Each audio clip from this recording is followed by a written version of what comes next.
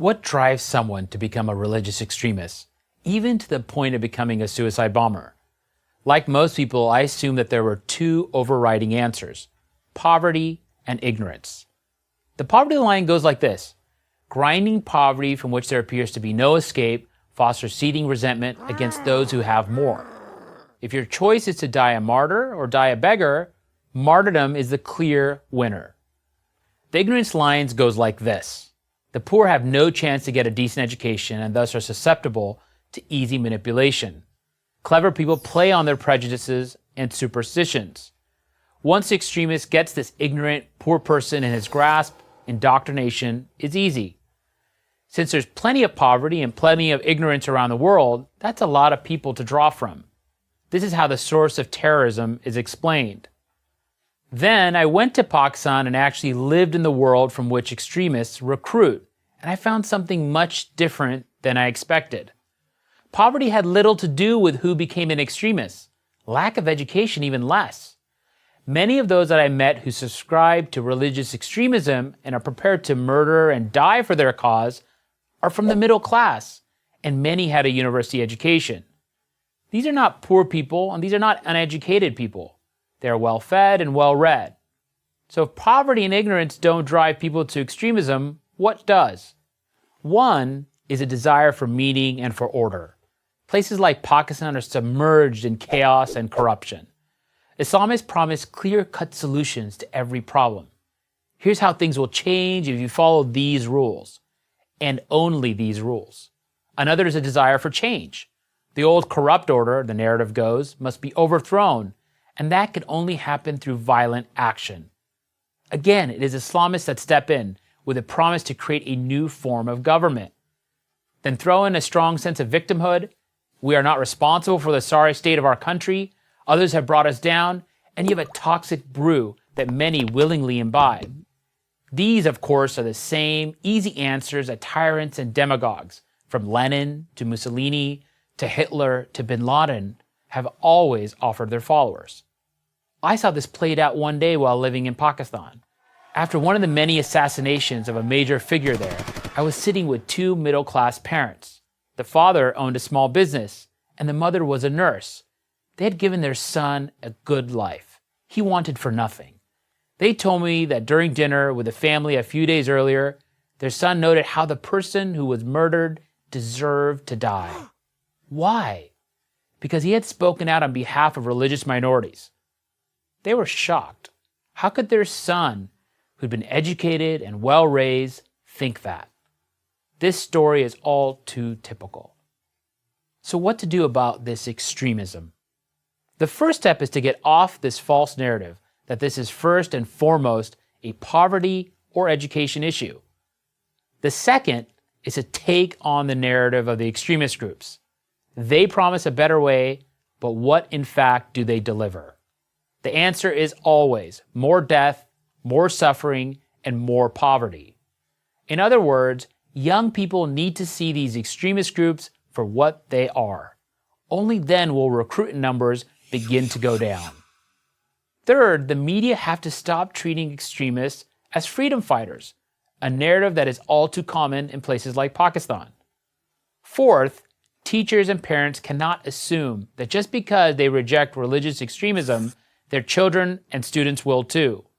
Middle-class parents and teachers have to be vigilant in instilling moderate, pluralist values in their children. Fifth, politicians have to stop blaming their country's problems on the West and have to confront the endemic corruption that destroys countries like Pakistan from within.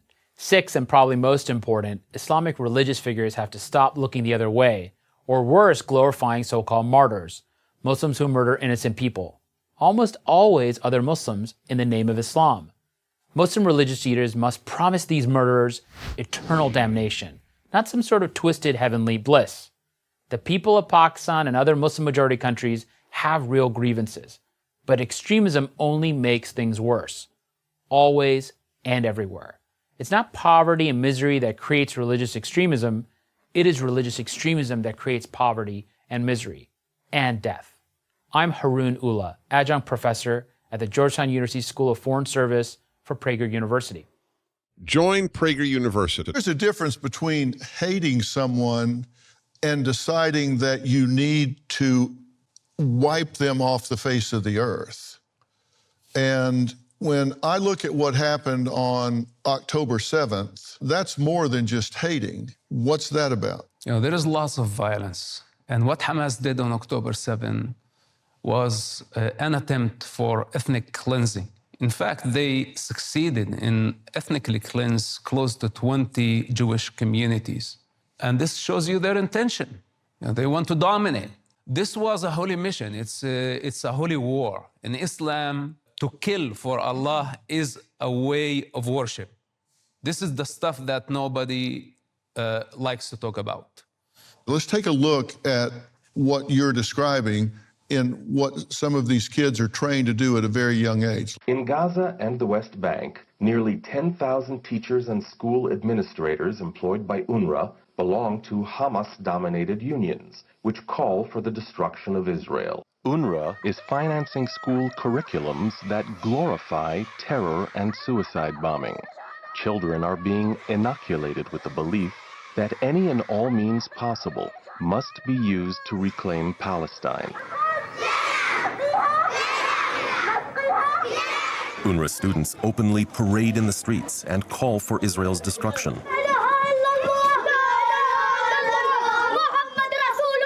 All of this occurs in plain sight, within the watchful eye of UNRWA teachers. These students are between the ages of 8 and 10 and have already received military training.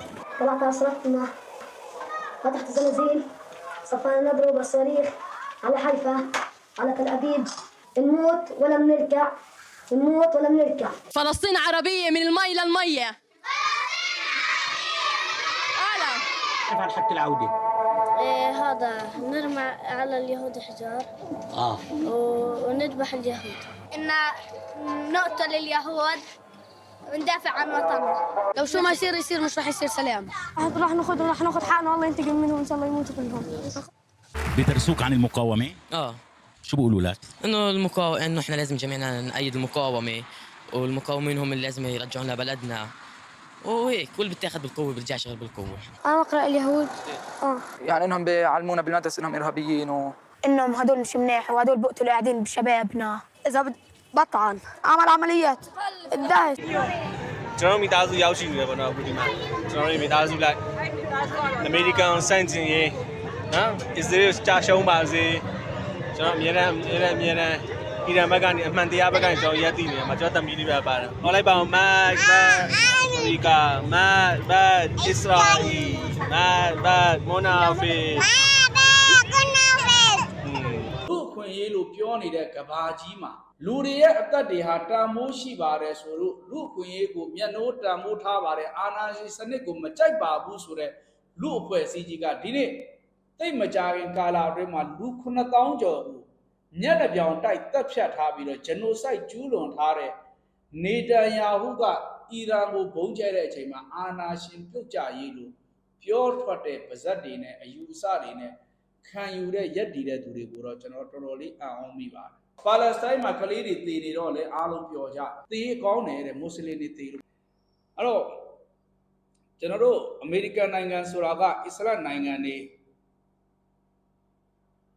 တိတိကျကျပြောမယ်ဆိုရင်တရားစာတပေါ်ကျွယ်ဝတဲ့နိုင်ငံတွေကိုလက်ဝကြီးအုပ်ဖို့ရုရှားနဲ့ပတ်သက်ဆက်နွယ်တဲ့နိုင်ငံတွေကိုရုရှားနဲ့ပတ်သက်ရကောင်းလားတရုတ်နဲ့ပတ်သက်ရကောင်းလားဆိုပြီးသူ့ရဲ့ပထဝီနိုင်ငံရေးရာကျူးကျော်နေကြအလုပ်ကသူတို့အလုပ်ပဲဖြစ်ပါတယ်နျူကလ িয়ার ပိုင်တဲ့နိုင်ငံတွေထဲမှာတောင်မှအီရန်ကမပါဘူးအမေရိကန်အတွက်အန္တရာယ်ရှိတယ်လို့ပြောပေမဲ့အမေရိကန်မှာနျူကလ িয়ার လက်နက်ပေါင်း9200ရှိတယ်အီရန်မှာတစ်ခုမှမရှိဘူးစစ်ရေးပါဝါရလဲကျွန်တော်တို့ချိန်ထိုးကြည့်လိုက်ရင်အမေရိကန်နဲ့အစ္စရေးနဲ့ဆိုတာကစိတ်နဲ့ဆင်မှာပဲတခြားစီပါပဲဒါတော့မှအဲ့ဒီလိုသေးငယ်တဲ့နိုင်ငံကိုနှစ်ယောက်တစ်ယောက်ပေါင်းပြီးမှဝိုင်းကျူးကျော်တဲ့လုပ်ငန်းကိုလုပ်ရဲတာပါအစ္စရေးတစ်ယောက်တည်းလည်းတက်တီတော့မရှိဘူးဘာဖြစ်လို့လဲဆိုတော့သူတို့မှလက်နက်ပဲရှိတာတက်တီဆိုတာကတော့เนาะကျွန်တော်တို့ကိုတယောက်တည်းလုံနိုင်ရင်တော့တက်တီရှိတယ်လို့ပြောရမှာပေါ့ဒါပေမဲ့သူတယောက်တည်းမလုပ်ပါဘူးเนาะသူနဲ့နှစ်ကိုတစိမ့်ဖြစ်တဲ့အမေရိကန်ပါမှပဲလုပ်ရဲတာ